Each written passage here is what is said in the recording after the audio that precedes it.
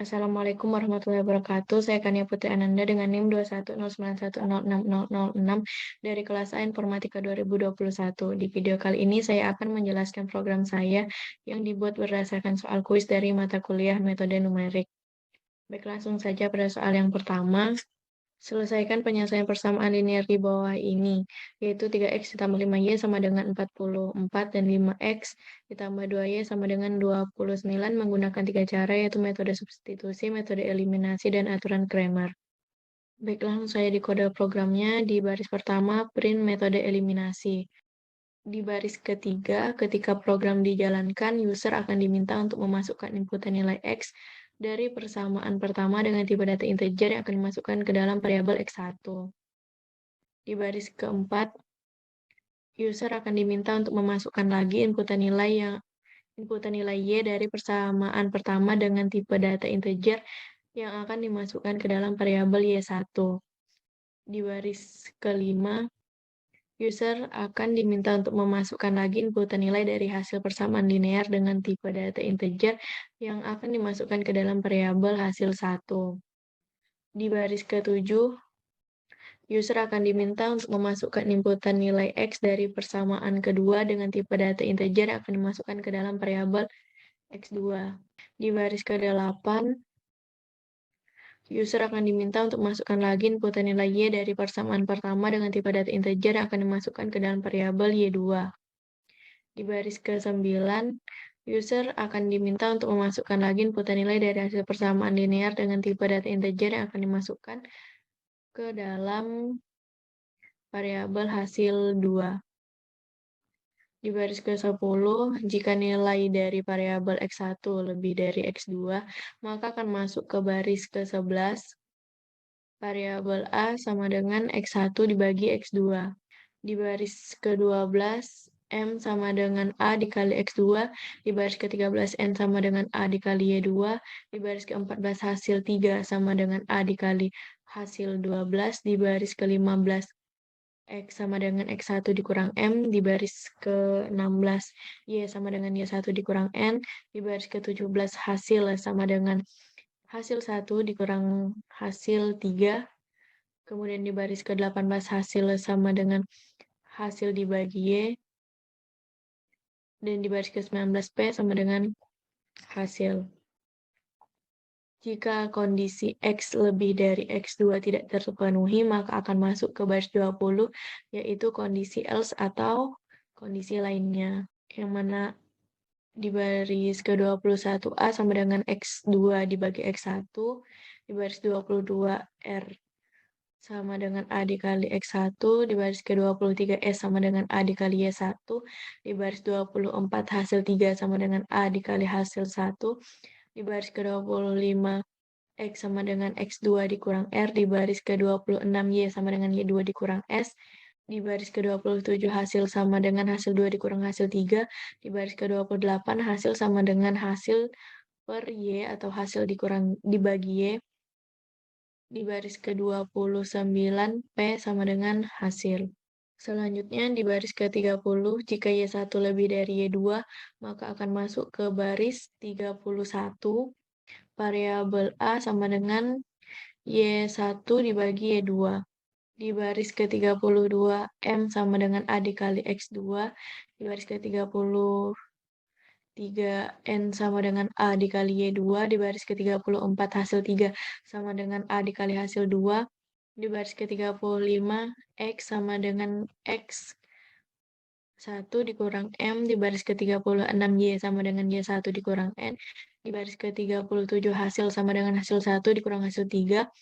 Di baris ke-38, hasil sama dengan hasil dibagi X. Di baris ke-39, Q sama dengan hasil. Jika kondisi Y1 lebih dari Y2 tidak terpenuhi, maka akan masuk ke baris 40, yaitu kondisi else atau kondisi lainnya. Di baris ke-41, A sama dengan Y2 dibagi Y1, R sama dengan A dikali X1, S sama dengan A dikali Y1, hasil 3 sama dengan A dikali hasil 1, X sama dengan X2 dikurang R, Y sama dengan Y2 dikurang S. Di baris ke-47 hasil sama dengan hasil 2 dikurang hasil 3. Di baris ke-48 hasil sama dengan hasil dibagi X. Kemudian di baris ke-49 Q sama dengan hasil. Di baris ke-51 dengan format string, print hasil penyelesaian dari nilai variabel X1 X ditambah nilai variabel Y1Y sama dengan nilai variabel hasil 1 dan nilai variabel X2 X ditambah nilai variabel Y2Y sama dengan nilai variabel hasil 2 adalah X sama dengan nilai variabel Q dan Y sama dengan nilai variabel P. Langsung saja kita coba jalankan programnya. Dan kita isi setiap inputan yang diminta program sesuai dengan yang ada di soal.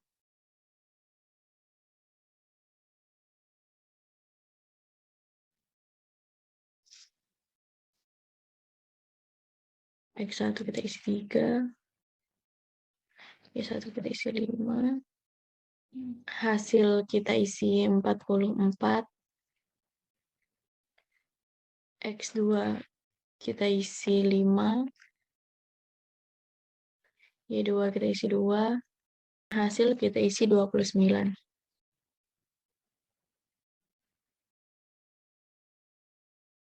Outputnya akan seperti ini. Lanjut ke soal nomor 2. Soal nomor 2, menggunakan rumus interpolasi kuadratik cari nilai Y untuk titik X sama dengan 3,2 yang berada di antara titik 1, 1,50, 2, 2,1, dan 5, 4,2. Lalu gambar grafiknya. Baiklah, untuk kodenya di baris pertama import numpy as np. Artinya menggunakan library numpy untuk menyimpan array dalam bentuk tipe data yang sama dituliskan sebagai np. Di baris kedua import matplotlib.pplot as plt yang artinya menggunakan library matplotlib untuk membuat grafik yang dituliskan sebagai plt. Di baris keempat dalam variabel x ini ada list yang berisi 1, 2, dan 5. Di baris kelima dalam variabel Y ini ada list yang berisi 1,50, 2,1, dan 4,42. Isi dari variabel X dan Y sesuai dengan yang ada di soal.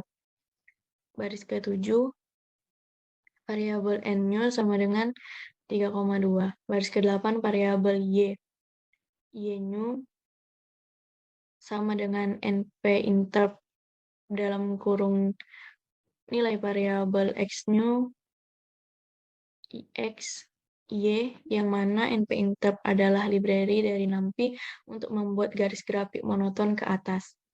Baris ke-10, print Y, new, untuk ditampilkan pada output. Baris ke-12, plt float dalam kurung X, Y, dan string omin, yaitu fungsi dari library matplotlib yang berguna untuk menghitung nilai variabel Y sesuai dengan soal yang ada. Terakhir, baris ke-13, plt show, yaitu fungsi dari library matplotlib untuk menampilkan grafik. Baiklah, langsung saja kita jalankan programnya.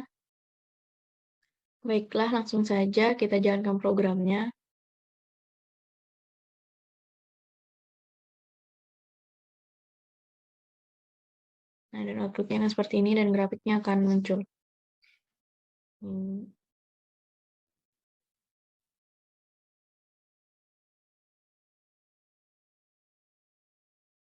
Ini grafiknya. Ini outputnya.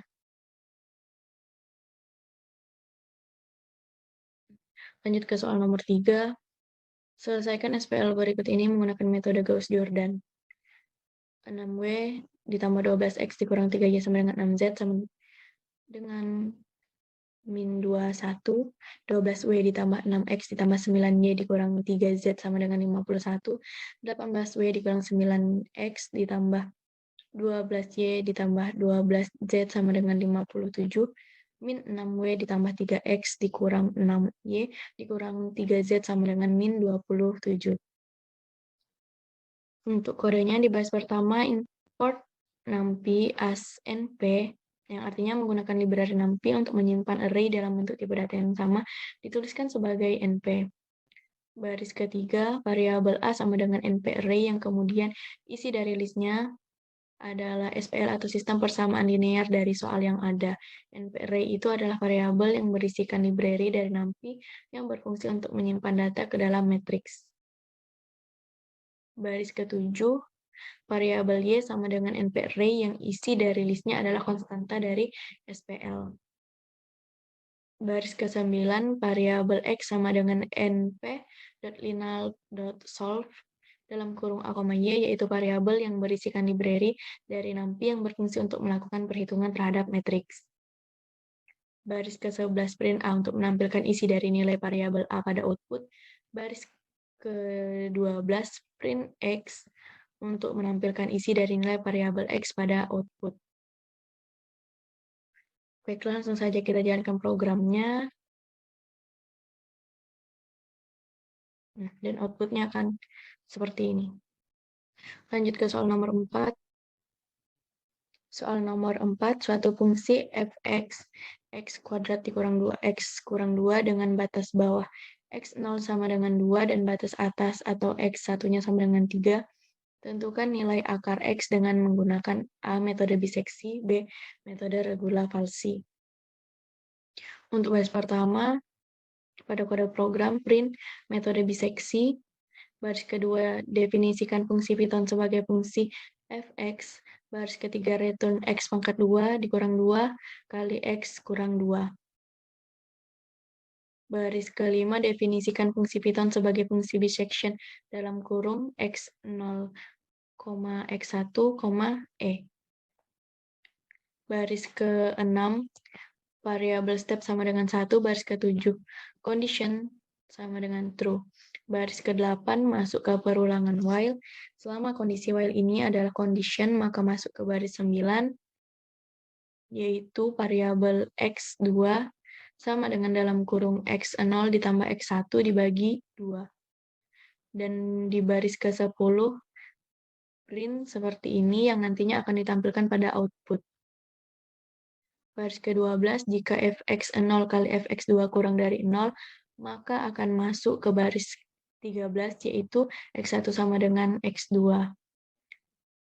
Dan jika ada kondisi lain, maka akan masuk ke baris 14, else atau kondisi lainnya, dan masuk ke baris ke-15, yaitu x0 sama dengan x2. Baris ke-17, variabel step sama dengan step ditambah 1. Baris ke-18, variabel condition sama dengan nilai absolut fx2 lebih dari E atau error. Di baris ke-20, print seperti ini akan tampilkan pada output.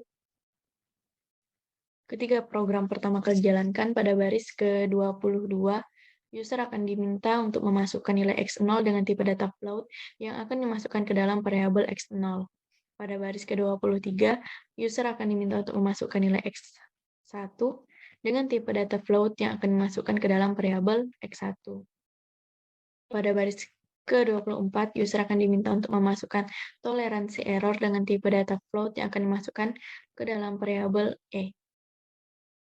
Baris ke-26, jika fx0 kali fx1 lebih dari 0,0, maka program akan mengeluarkan output seperti pada baris ke-27 dan 28.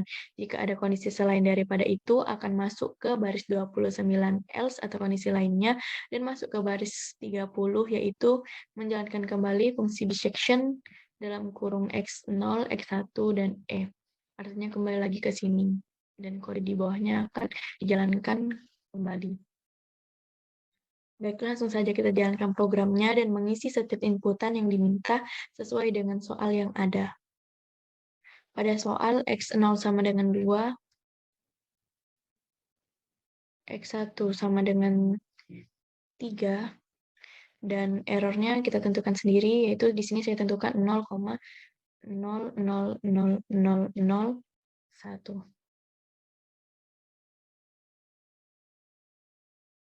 Nah, outputnya akan seperti ini. Dan nilai akar X-nya adalah 2,732. Sekian dari saya, semoga penjelasannya bisa dipahami dengan baik. Kurang lebihnya saya mohon maaf. Wassalamualaikum warahmatullahi wabarakatuh.